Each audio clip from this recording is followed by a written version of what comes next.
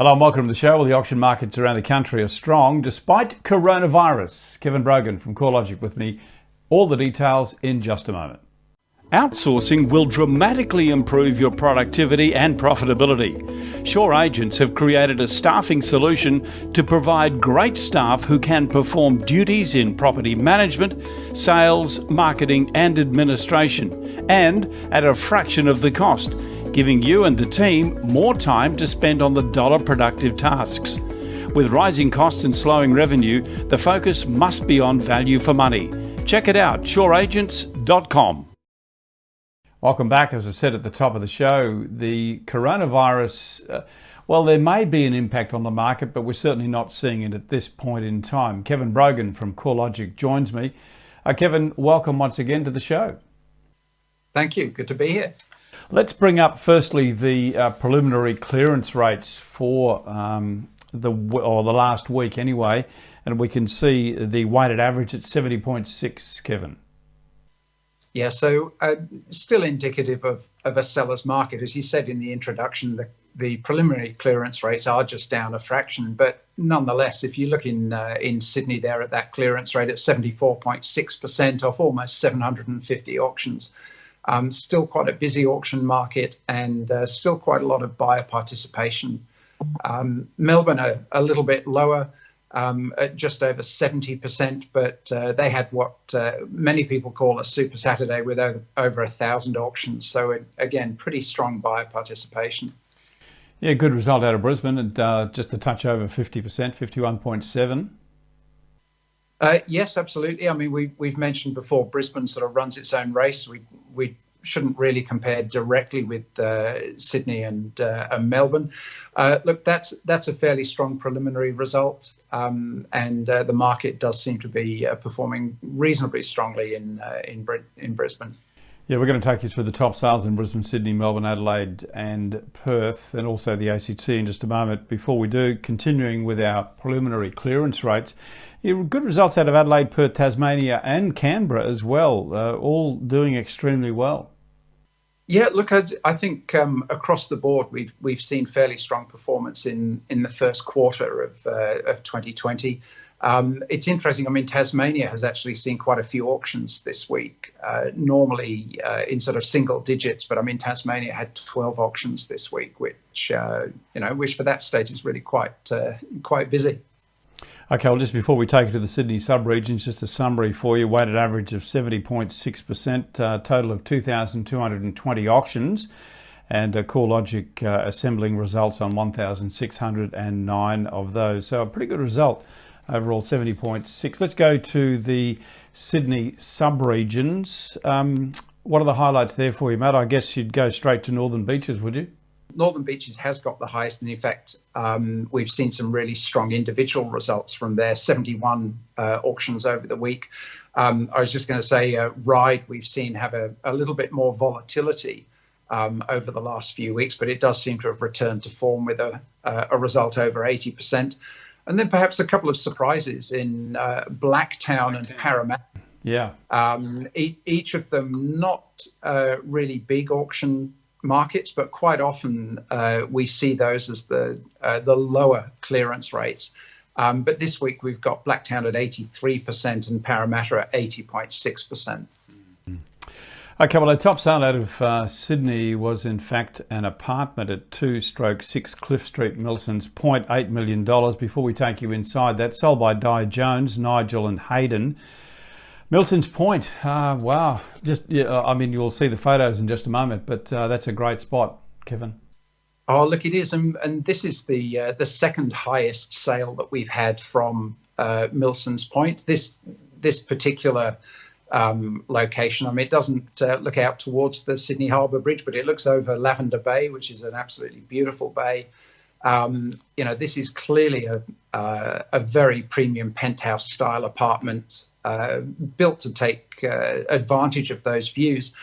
And we've actually seen Milsons Point have a really strong performance. We've seen the market soften, obviously, through 2018, but Milsons Point does seem to have an enduring appeal. This property was actually purchased, I think, new in 2002. And we've seen the unit market perform well because of population increase mainly. So 8% population increase over the last 5 years.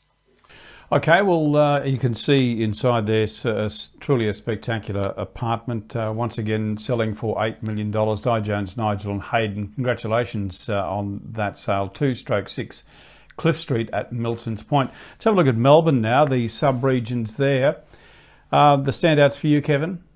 Inner South, over 80%, and one of the busiest sub-regions in Melbourne, with 186 auctions over the last week, with 135 results in. Next would be the Outer East. We've seen the Outer East perform pretty consistently over the last few weeks. Not the busiest auction market with 75 auctions, but that clearance rate at almost 76% is really firm. We've mentioned the Mornington Peninsula a few times because of the variety of housing stock in that region and the relatively low number of auctions. A bit of volatility in the results, but pleasing to see a strong result this week at 73.3%.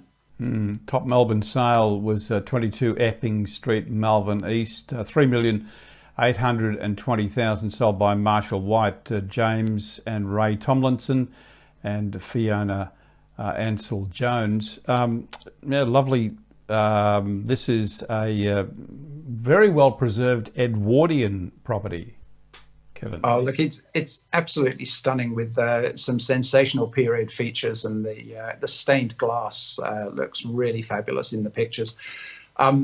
Look, we've had highest sales out of Malvern and Malvern East over the last few weeks. This is a pocket which is highly sought after. About 12 kilometres to the southeast of Melbourne. This property last sold in May 2010 for $2.335 million. So you can see there's been a fair bit of growth there. We mentioned about how tightly held some of these areas are. This is at the upper end of the average length of ownership at 14 and a half years. So once people move in here, they hang on to their property. We've also seen population growth in this area, and the median house price is currently sitting at 1.8 million. And this area did remain relatively firm when we saw some of those price falls in 2018. Yeah, spectacular home. That 22 Epping Street, Malvern East, sold for $3,820,000 by Marshall White. Let's go to Queensland now. And we've visited Ashgrove on a number of occasions. This property, so typical of an Ashgrovian, and having lived in Ashgrove and an Ashgrovian myself, I can say this one's been very tastefully updated, but has kept so much of the character inside it, Kevin. Sold for $1,430,000 by Ray White Ashgrove. Amy and Bridget, congratulations on this sale. But a wonderful example of the sorts of homes you can get in that area, Kevin. Oh, absolutely. I mean, this is the second home we've talked about the period features. It really does have tremendous market appeal. And also Ashgrove, I mean, it's only about 5 kilometres to the sort of northeast of Brisbane city centre. We've seen through a variety of different market conditions a steadily rising median house price up to about $980,000 at the moment. And that has risen steadily over the last few years. So an area that's very much in demand.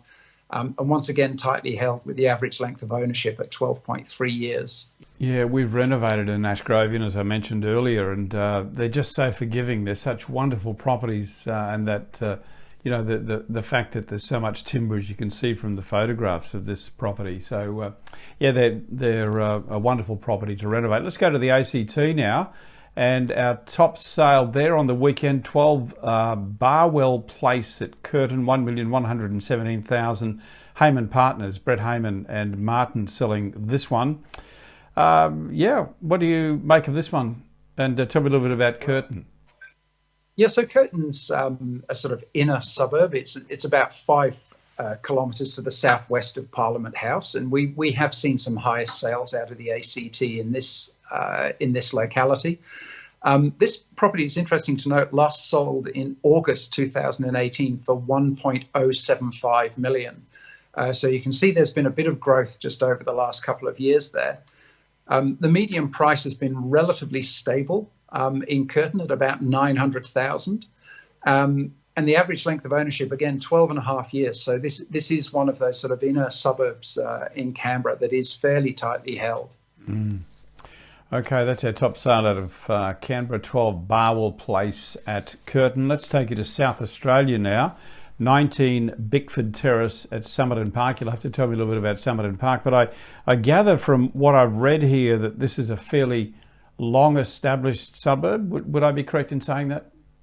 Yes, absolutely. So Somerton Park extends right the way down to the beach. So it's a suburb. We have reported on the highest sale in Adelaide coming from Somerton Park on previous occasions. It is an area that is always popular, and this house in particular is just meters away from the esplanade and the beach. It's about 15 kilometres southwest of Adelaide. Average length of ownership about 10 years. Median price 940,000, which has actually been increasing steadily over the last few years. So the Adelaide market generally known for being really quite stable. We haven't seen a lot of capital growth across the market in totality, but there are pockets, and Somerton Park would be one of them, where there has been steady demand. Yeah, well, Simon and Michael from Harris selling this one for $1,690,000. And just before we leave this property, Kevin, I wanted to mention something that Simon and Michael detailed in their commentary about the place, which I thought was just wonderful. You know, from here you can hear the sea, smell the ocean, and know that a swim is only minutes away. That sort of says it all, doesn't it? Oh, look, it does. It really is very close to the esplanade. So. Okay, we'll go to WA now and our final look at top sales around the country. And this one, I believe it sold prior to auction, $1,820,000. Here Properties, Rob Edwards sold this property, 24 Clark Street, Nedlands. I don't know anything about Nedlands, but in reading the commentary that Rob has put together, he talks about a newly gazetted City of Nedlands town planning scheme, which probably could offer some great potential for this property, Kevin.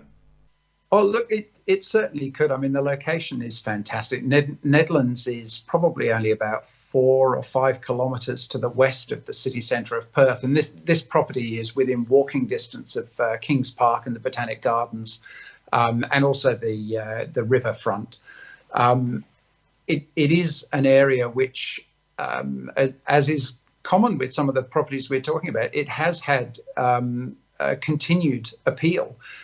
In Perth, obviously, we've seen the market really quite soft for the last 6 or 7 years.